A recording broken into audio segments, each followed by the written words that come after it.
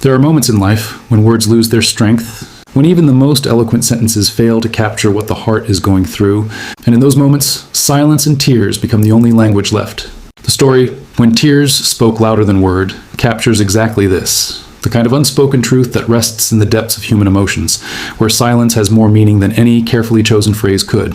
It is a story that lives in the pauses, in the trembling of hands, in the hollow of a chest that holds more than it can bear.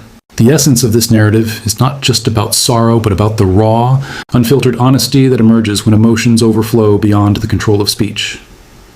The story unfolds in a quiet setting, painted not with extravagant actions or overwhelming dialogues, but with simple, subtle human moments. It begins with the unremarkable yet powerful scene of someone holding back words that could change everything, yet choosing instead to let their tears reveal the truth. This is where the story grips you, not with dramatic confrontations, but with the sheer weight of stillness. It's about how sometimes what we do not say carries heavier significance than the words we dare to utter. Tears in this tale are not signs of weakness. They are confessions, admissions, and cries for understanding without explanation. The beauty of the story lies in how relatable it feels.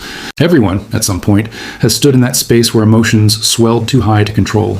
Sometimes it's heartbreak, sometimes grief, sometimes joy too overwhelming to describe.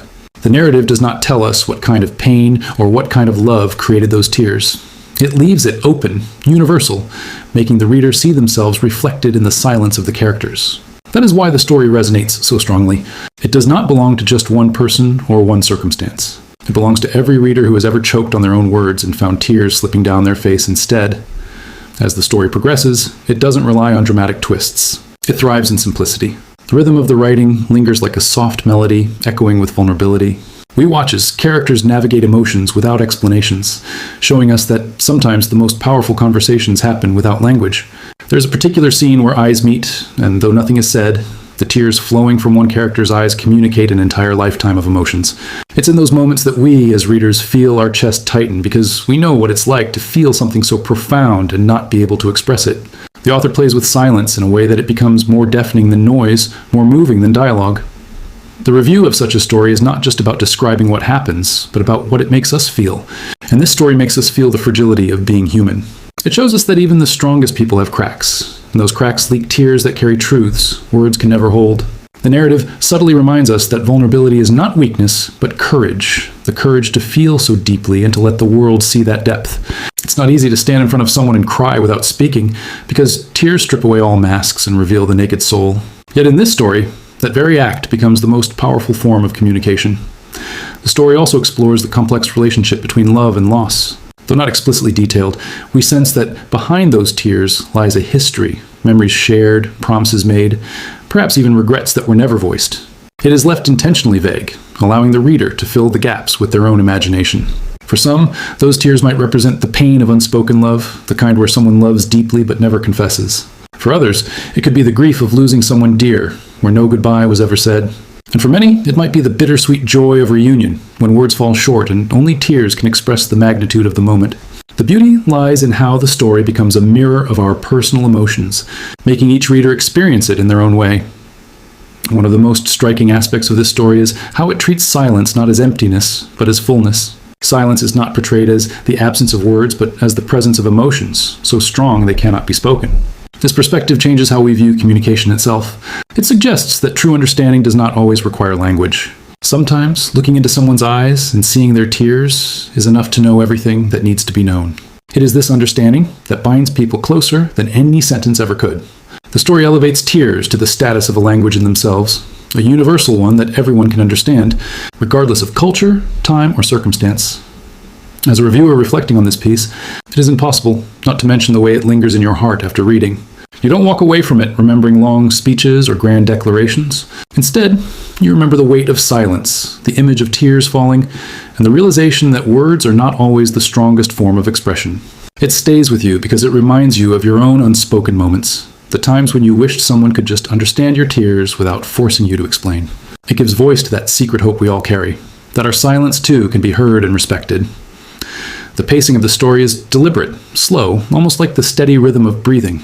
Each scene unfolds gently, giving the reader time to soak in the emotions. It never rushes to reach a conclusion because the point is not in the ending, but in the journey of feeling. The restraint shown by the author in not over-explaining is perhaps the greatest strength of the story. By not providing detailed backstories, by not labeling the emotions explicitly, the author allows the reader to become a co-creator of meaning. That freedom transforms the story from a fixed narrative into a shared experience. At its core, When Tears Spoke Louder Than Word is about authenticity. It tells us that tears do not lie. People can manipulate words, they can craft stories, they can pretend, but tears, those come from the deepest parts of our being. They reveal truths we might not want to admit, even to ourselves. In that sense, tears are purer than words, more genuine than any confession. The story highlights this truth in a way that feels both heartbreaking and comforting. Heartbreaking, because it shows the weight of what remains unsaid. Comforting, because it assures us that emotions, even when unspoken, are never unnoticed. As the story moves toward its closing moments, there is no grand resolution, no clear answers. Instead, it ends the way life often does, in ambiguity, in the continuation of silence. But that is what makes it memorable. It does not tie everything neatly. It leaves threads hanging, emotions suspended, which feels more real than any neatly wrapped ending. The tears linger in our memory, and so does the silence. The ending forces us to carry the story beyond the page, to think about our own lives, our own unspoken words, our own moments where tears did the speaking. In conclusion, this story is less about what happens and more about what it awakens in the reader. It is not written to be analyzed in terms of plot, but to be felt in terms of emotion.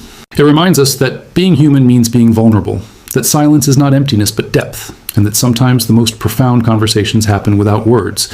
It is a quiet masterpiece, one that hums in the background of your mind long after you've read it. And When Tears Spoke Louder Than Word is not just a story, it is an experience, an echo of every moment in our lives when tears became our only truth. It reminds us that we are all bound by the same language of the heart, and in that shared language, we are never truly alone.